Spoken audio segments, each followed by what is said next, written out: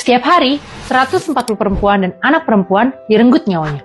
Bukan di jalanan, melainkan di rumah mereka sendiri. Tahun 2023, tercatat sekitar 51.100 korban femisida yang diakhiri nyawanya oleh anggota keluarga mereka sendiri. Itu berarti sekitar satu perempuan hilang nyawanya setiap 10 menit.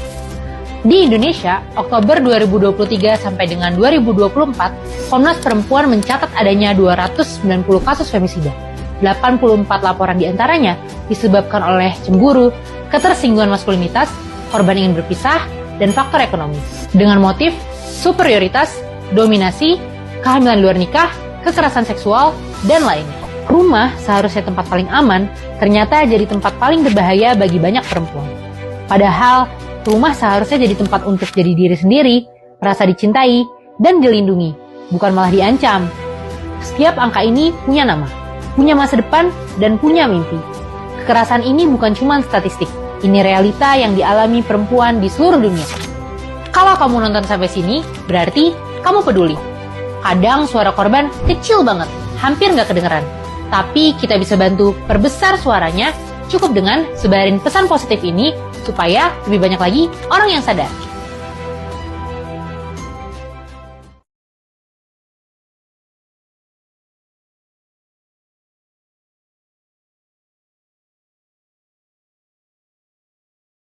Apa itu kekerasan ekonomi dan penelantaran? Jadi penelantaran adalah tindakan mengabaikan kebutuhan dasar anggota keluarga seperti makan, pendidikan, tempat tinggal, kesehatan, dan rasa aman. Sementara kekerasan ekonomi adalah bentuk pengendalian keuangan untuk membatasi kemandirian korban. Contohnya tidak memberi nafkah, memotong akses keuangan, melarang bekerja tanpa alasan, atau memaksa menyerahkan seluruh penghasilan. Kekerasan ekonomi seringkali dianggap serius karena dampaknya membuat korban tergantung secara total pada pelaku, sehingga kehilangan kepercayaan untuk keluar dari relasi yang merusak. Nah, setelah kita mengetahui pengertian tentang kekerasan ekonomi dan penelantaran, kita akan melanjutkan ke bentuk-bentuk kekerasan ekonomi dan penelantaran. Kekerasan ekonomi dibagi menjadi dua, yaitu kekerasan ekonomi berat dan kekerasan ekonomi ringan.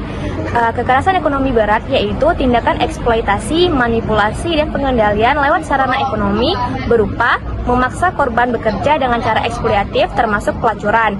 Yang kedua, melarang korban bekerja tetapi menelantarkannya. Yang ketiga, mengambil tanpa sepengetahuan dan tanpa persetujuan korban, merampas dan atau memanipulasi harta benda korban.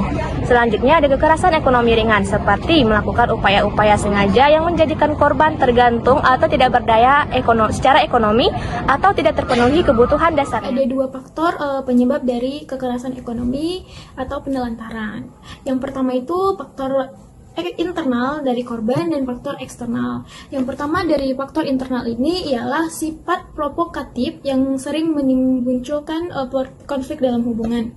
Misalnya, selalu sengaja membuat pasangan marah, berkata kasar, dan selalu menyalahkan salah satu pihak seperti itu. Lalu yang kedua, tingkat pendidikan yang rendah. Di sini tingkat pendidikan yang rendah membuat ia kurang atau paham akan hak-haknya, seperti hak untuk mendapatkan perlindungan, hak untuk mendapatkan nafkah, seperti itu. Lalu yang ketiga, ada ketergantungan ekonomi pada salah satu pihak saja. Ini bisa dikarenakan satu adat atau budaya di mana di masyarakat itu perempuan terlalu bergantung ekonominya itu kepada laki-laki, sehingga membuat perempuan hanya bergantung pada laki-lakinya. Misalnya tidak ada diberikan nafkah, jadi mereka bisa menimbulkan penelantaran. Selanjutnya ada faktor eksternal. Faktor eksternal ini yang pertama, sifat dan perilaku si pelaku.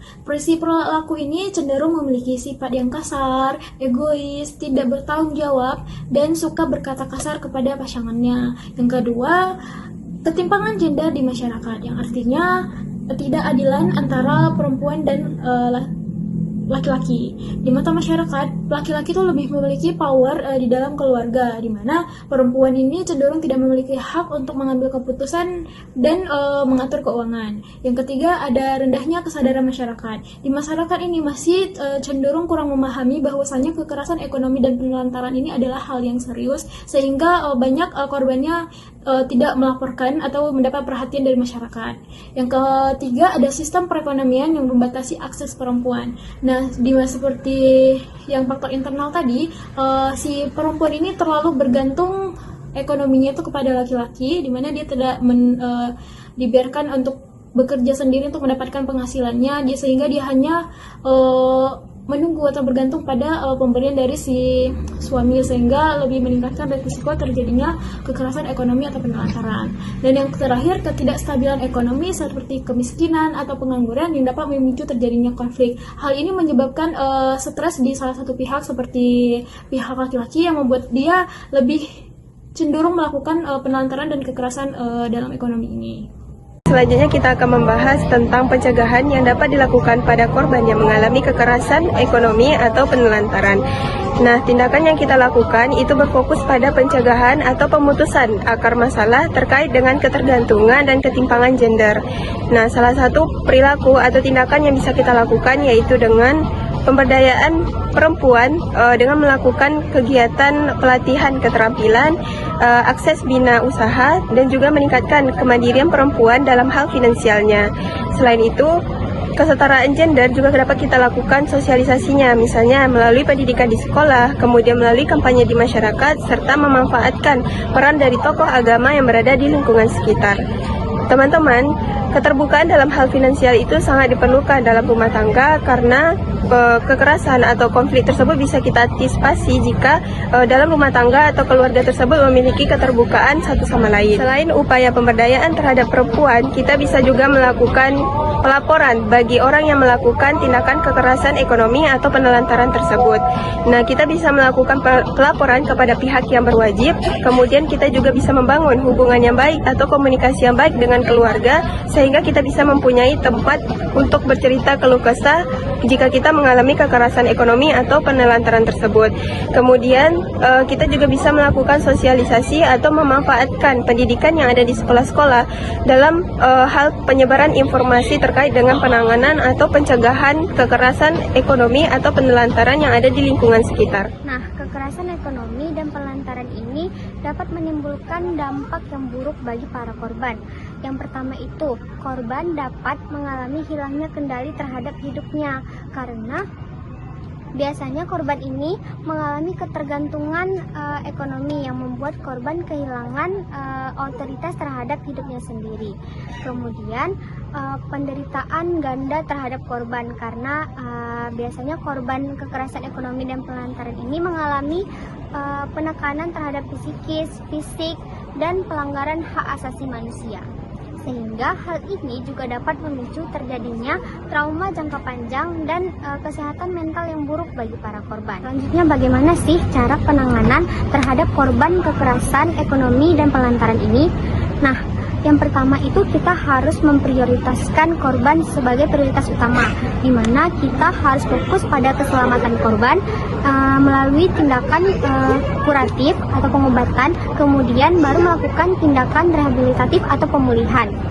Nah, selanjutnya jika kalian mendapatkan kasus ini di lingkungan sekitar kalian dapat melaporkan kasus ini terhadap pihak yang berwajib, seperti polisi, DPA 3, atau Dinas Pemberdayaan Perempuan dan Perlindungan Anak. Kemudian kalian juga bisa melaporkan kepada Komnas Perempuan, di mana korban kekerasan ekonomi ini dan penelantaran berhak mendapatkan bantuan hukum gratis, perintah perlindungan pengadilan, dan kerahasiaan identitas mereka berhak dilindungi.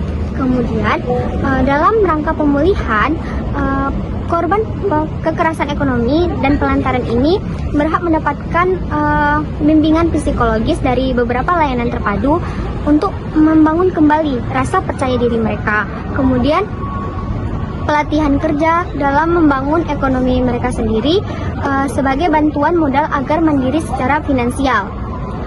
Kemudian yang terakhir yaitu penegakan hukum, yaitu pemberian sanksi terhadap pelaku kekerasan ekonomi dan penelantaran ini, di mana pelaku dapat diberikan sanksi oleh pihak yang berwajib berdasarkan setelah melalui beberapa proses penegakan hukum.